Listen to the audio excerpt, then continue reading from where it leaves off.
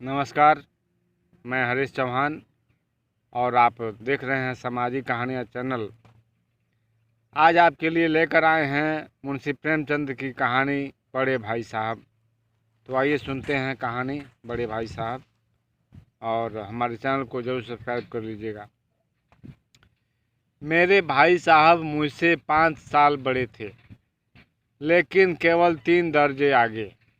उन्होंने भी उसी उम्र में पढ़ना शुरू किया था जब मैंने शुरू किया। उन्हें मेरी निगरानी का पूरा और जन्मसिद्ध अधिकार था, और मेरी शालीनता इसी में थी कि उनकी बातों का पालन करूं।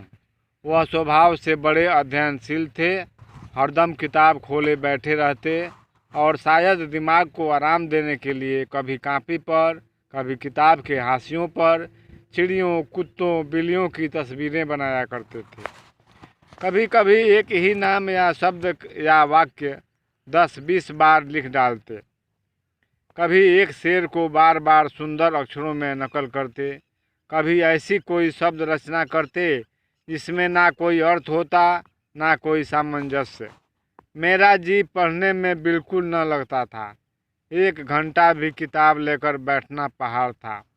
मौका पाते ही हॉस्टल से निकलकर मैदान में आ जाता और कभी कंकड़ियाँ उछालता, कभी कागज़ की तितलियाँ उड़ाता, और कहीं कोई साथी मिल गया तो पूछना ही क्या। कभी चहारदीवारी पर चढ़कर नीचे कूद रहे हैं, कभी फाटक पर सवार उसे आगे पीछे चलाते हुए मोटर कार का आनंद उठा रहे हैं। लेकिन कमरे में आते ही भाई साहब का वह रुद्र रूप देखकर प्राण सूख जाते। उनका पहला सवाल यही होता, कहाँ थे। हमेशा यही सवाल इसी ध्वनि में हमेशा पूछा जाता, और इसका जवाब मेरे पास केवल मौन था। न जाने मेरे मुंह से यह बात क्यों नहीं निकलती कि जरा बाहर खेल रहा था। मेरा मौन कह देता था कि मुझे अपना अपराध स्वीकार है, और भाई साहब के लिए इसके सिवा और कोई इलाज न था कि स्नेह और रोष से मिले हुए शब्दों में मेरा सत्कार करें। मैं उनकी डांट सुनकर आंसू बहाने लगता। जवाब ही क्या था, अपराध तो मैंने किया, डांट कौन सहे। भाई साहब उपदेशी कला में निपुण थे। मुझे तो चक्कर आ जाता था, लेकिन घंटे 2 घंटे के बाद निराशा के बादल फट जाते और मैं इरादा करता कि आगे से खूब जी लगा कर पढ़ूंगा। झटपट एक टाइम टेबल में खेल कूद का कार्यक्रम बिल्कुल नहीं रहता। प्रातः काल उठना, 6 बजे मुंह हाथ धो नाश्ता कर पढ़ने बैठ जाना। 6 से 8 तक अंग्रेजी, 8 से 9 तक गणित, 9 से 9:30 तक इतिहास, फिर भोजन और स्कूल। 3:30 बजे स्कूल से वापस होकर आधा घंटा आराम। 4 से 5 तक भूगोल, 5 से 6 तक ग्रामर, आधा घंटा हॉस्टल के सामने ही टहलना। 6:30 से 7 तक अंग्रेजी कंपोजिशन, फिर भोजन करके 8 से 9 तक अनुवाद, 9 से 10 तक हिंदी, 10 से 11 तक विविध विषय, फिर विश्राम। भले टाइम टेबल बना लेना एक बात है, उस पर अमल करना दूसरी बात। पहले ही दिन उसकी अवहेलना शुरू हो जाती। मैदान की वह सुखद हरियाली, हवा के हल्के हल्के झोंके, फुटबॉल की वह उछल कूद, कबड्डी की वह दांव घात, वॉलीबॉल की वह तेजी और फुर्ती मुझे अज्ञात और अनिवार्य रूप से खींच ले जाती। और वहां जाते ही मैं सब कुछ भूल जाता। वह जानलेवा टाइम टेबल, आंख फोड़ पुस्तकें, किसी की याद न रहती, और भाई साहब को नसीहत और डांटने का अवसर मिल जाता। मैं उनके साये से भागता, उनकी आंखों से दूर रहने की चेष्टा करता, कमरे में इस तरह दबे पांव आना कि उन्हें खबर न हो। उनकी नज़र मेरी ओर उठी और मेरे प्राण निकले। हमेशा सिर पर एक नंगी तलवार सी लटकती मालूम होती।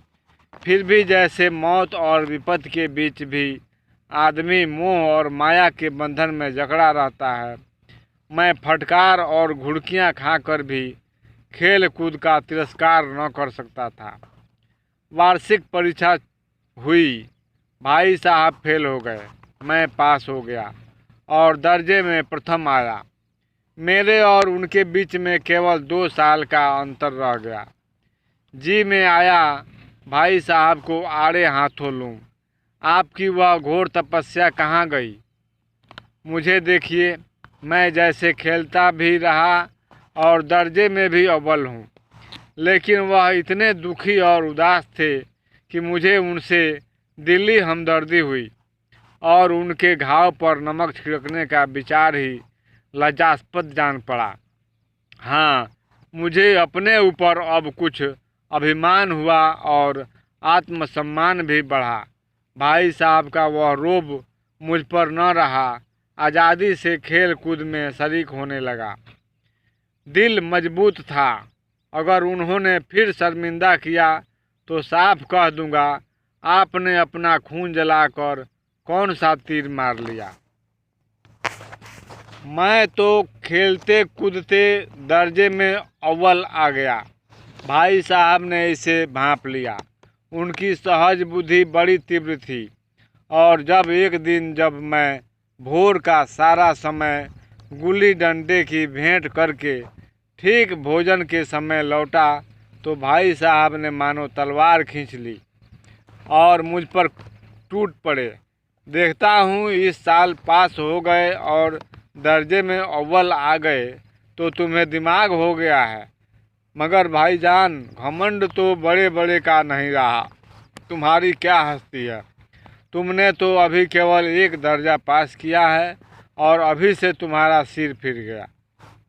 फिर तो तुम आगे बढ़ चुके। यह समझ लो कि तुम अपनी मेहनत से नहीं पास हुए। अंधे के हाथ बटेर लग गई, मगर बटेर केवल एक बार हाथ लग सकती है, बार बार नहीं लग सकती है। मेरे फेल होने पर मत जाओ। मेरे दर्जे में आओगे तो दांतों पसीना आ जाएगा। जब अलजेब्रा और ज्योमेट्री के लोहे के चने चबाने पड़ेंगे और इंग्लिस्तान का इतिहास पढ़ना होगा, बादशाहों के नाम याद रखना आसान नहीं। शिक्षक तो वही देखते हैं जो पुस्तक में लिखा है।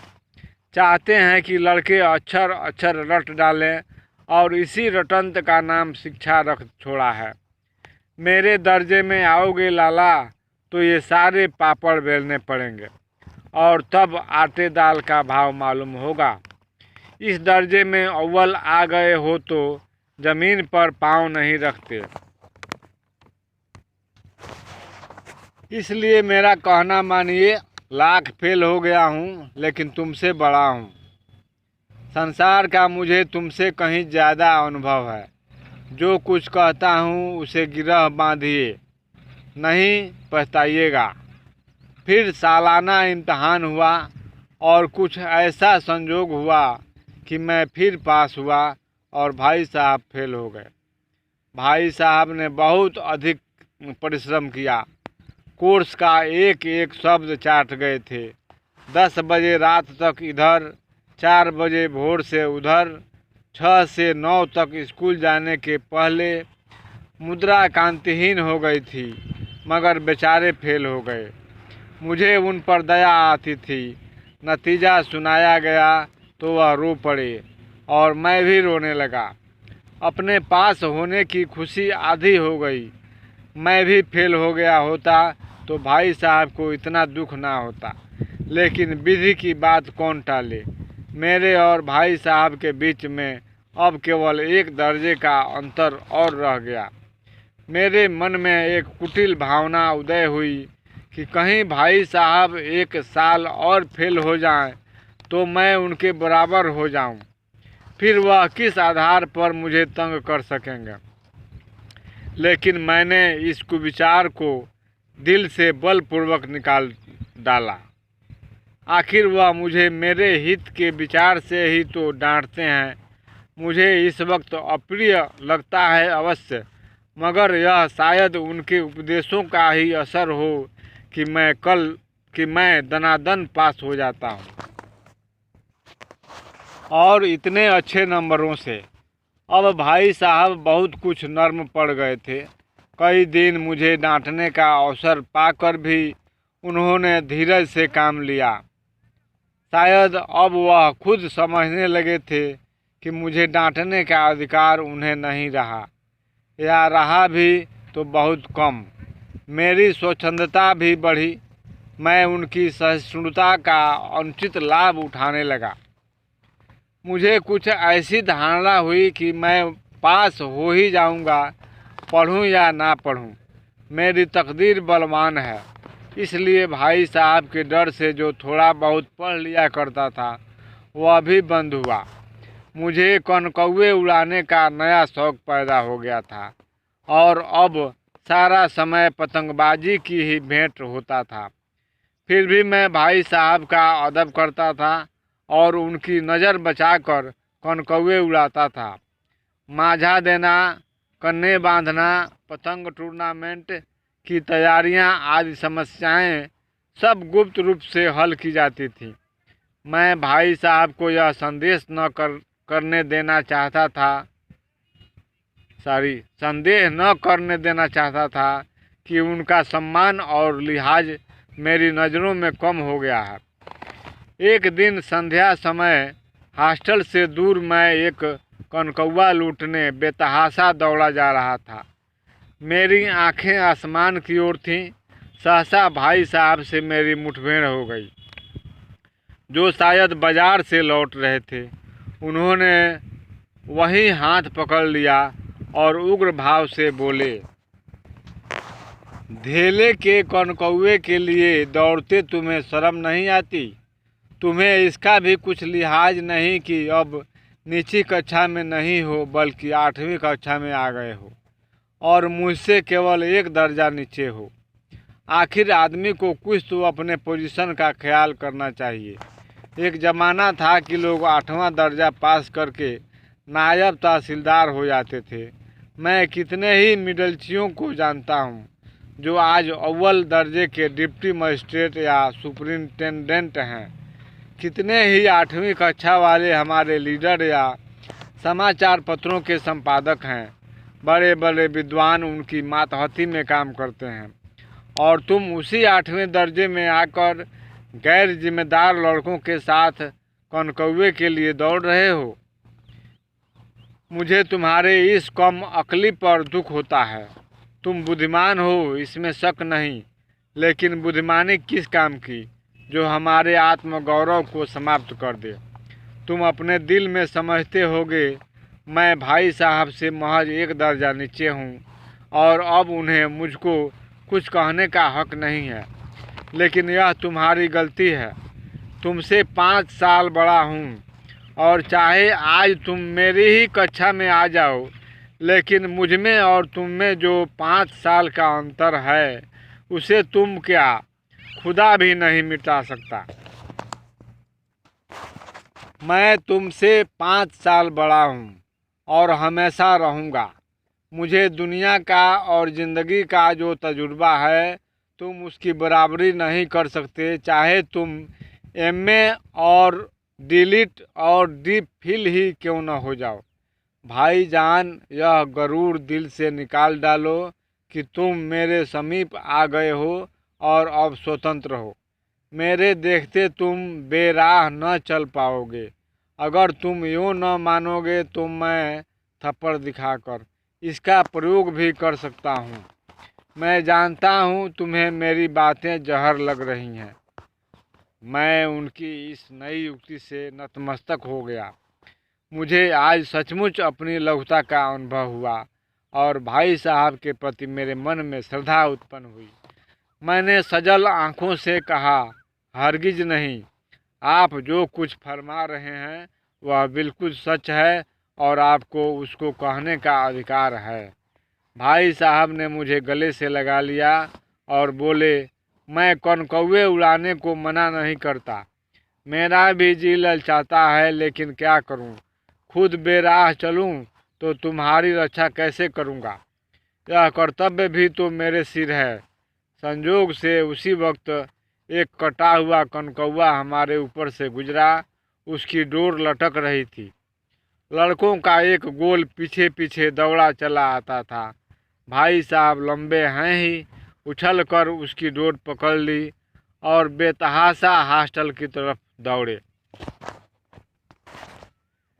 मैं भी पीछे पीछे दौड़ रहा था।